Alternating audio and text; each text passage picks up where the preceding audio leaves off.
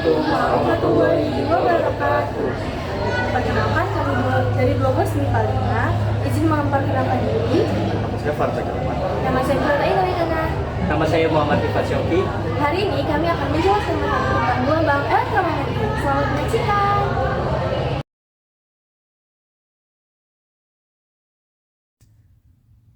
Pada tahun 1864, ada seorang fisikawan asal Skotlandia yang bernama James Clerk Maxwell mengemukakan sebuah teori tentang gelombang elektromagnetik, yang merupakan radiasi atau pancaran dari percepatan muatan listrik dalam medan listrik dan medan magnet yang saling merambat tegak lurus. Nah, bisa kita lihat dalam gambar tersebut yang berwarna merah merupakan medan magnet, sedangkan yang berwarna biru adalah medan listrik. Sifat-sifat gelombang elektromagnetik. Yang pertama, dapat merambat tanpa medium. Yang kedua, termasuk ke dalam gelombang transversal. Yang ketiga, tidak akan dipengaruhi oleh medan listrik dan medan magnet karena tidak memiliki muatan. Yang keempat, dalam ruang hampa akan merambat dengan cepat rambat cahaya, yaitu 3 kali 10 pangkat 8 meter per second. Namun, kecepatannya akan berubah jika merambat pada medium yang memiliki kerapatan berbeda. Dan yang terakhir, memiliki sifat umum gelombang, yaitu dapat dipantulkan atau refleksi, dapat dibiaskan atau refraksi, dapat dilenturkan atau difraksi, dapat dipadukan atau interferensi, dan dapat dikutupkan atau polarisasi. Jika kita lihat pada gambar ini merupakan susunan spektrum gelombang elektromagnetik yang berdasarkan frekuensi terkecil sampai terbesar atau panjang gelombang terbesar sampai terkecil. Maka, gelombang yang memiliki frekuensi terkecil atau panjang gelombang terbesar, yang pertama adalah gelombang radio. Selanjutnya, gelombang microwave, sinar infrared, cahaya tampak, ultraviolet, sinar X, dan yang terakhir adalah sinar gamma. Nah, kita di sini mempunyai sebuah rumus. Jika kita ingin mencari panjang gelombang, maka rumusnya adalah C per F. Di mana C yaitu cepat rambat gelombang dengan nilai ketetapan 3 kali 10 pangkat 8 meter per second, dan F adalah frekuensi. Coba kerjakan soal berikut. Diamati sebuah objek memiliki gelombang dengan frekuensi sebesar 1989 kali 10 pangkat 27 Hz.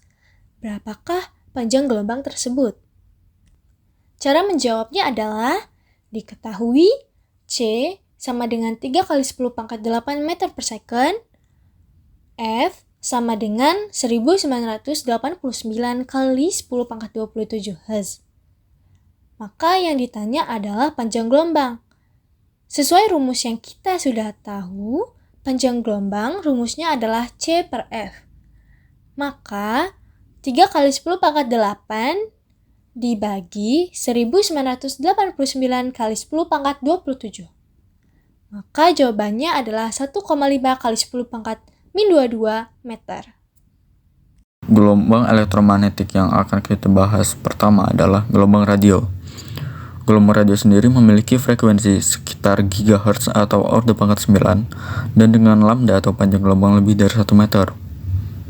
Gelombang radio sendiri biasa digunakan untuk menyiarkan radio, transmisi navigasi jarak jauh, pengiriman pesan kapal selam, komunikasi pesawat, dan menyiarkan televisi.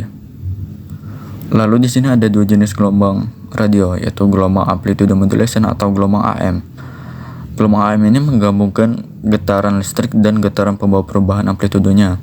Gelombang AM dapat mencapai tempat yang jauh karena dipantulkan oleh lapisan ionosfer. Lalu ada gelombang frekuensi modulation atau gelombang FM.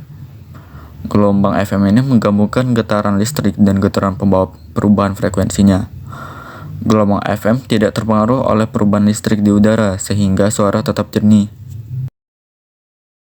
Lalu yang kedua ada gelombang mikro atau radar. Gelombang mikro ini memiliki frekuensi sekitar lebih dari 3 GHz dan dengan lambda sekitar 10 pangkat min 2 meter. Gelombang mikro ini biasa digunakan untuk komunikasi radar untuk mendeteksi objek, membantu pendaratan pesawat, membantu pengamatan di kapal laut, dan juga pesawat, serta menentukan arah dan posisi yang tepat, dan lain-lain. Lalu yang ketiga ada sinar infrared atau inframerah. Sinar infrared ini memiliki frekuensi sekitar 10 pangkat 11 sampai 10 pangkat 14 Hz dan dengan lambda 10 pangkat min 6 sampai 10 pangkat min 3 meter. Sinar infrared ini biasa digunakan untuk remote control, foto satelit dan ruang angkasa, terapi fisik, dan lain-lain. Lalu yang keempat ada cahaya tampak atau visual. Cahaya tampak ini memiliki frekuensi sekitar 4,3 kali 10 pangkat 14 sampai 7,5 kali 10 pangkat 14 Hz dan dengan lambda sekitar 4 kali 10 pangkat min 7 sampai 7 kali 10 pangkat min 7 meter. Gelombang cahaya tampak ini adalah gelombang yang dapat dilihat oleh mata manusia. Lalu yang kelima ada ultraviolet atau UV. UV memiliki frekuensi sekitar 10 pangkat 15 sampai 10 pangkat 16 Hz dan lambda sekitar 10 pangkat min 8 sampai 10 pangkat min 7 meter. Salah satu sumber UV adalah cahaya matahari. Cahaya matahari mengandung UV dan dapat membantu produksi vitamin D serta fotosintesis. Tak hanya itu, UV juga digunakan untuk mensterilisasi produk industri, pencitraan medis, dan lain-lain.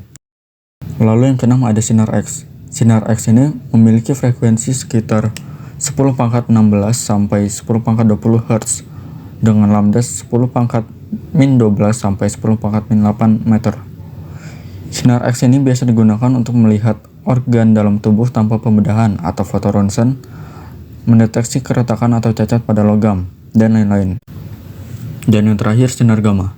Sinar gamma ini memiliki frekuensi sekitar 10 pangkat 20 sampai 10 pangkat 25 Hz dengan lambda 10 pangkat min 13 sampai 10 pangkat min 10 meter.